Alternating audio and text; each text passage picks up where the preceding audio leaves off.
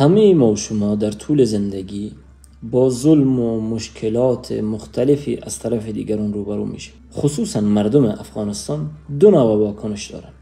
یک گروهی هست که ساکت می نشینه و هیچ جوابی نمیده و میگذره، و یک گروهی هست که با همون ترتیبی که بالای ظلم صورت گرفته همون ظلم را دوباره برای طرف مقابل انجام میده، یعنی گویا قصاص میکنه.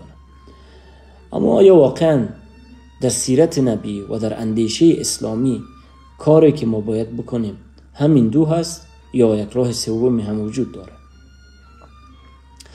در این مورد گفته میشه که چون حضرت محمد رحمت للعالمین است، رحمت برای عالمیان است، پس مایی که پیروان پیغمبر بزرگ اسلام هم هستیم باید راهی که ما میریم راهی باشه که در اونجا اصل نزد ما رحمت للعالمین بودن باشه.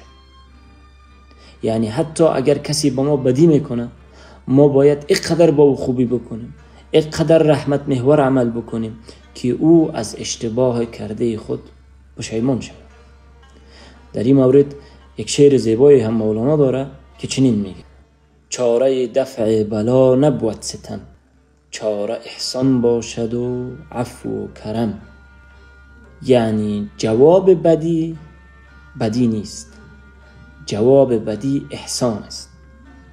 به حدی احسان، به حدی نیکی که بد هم از کردار بد خود در نتیجه خوبی ما پشیمان شود و او هم به نیکی روی بیاورد.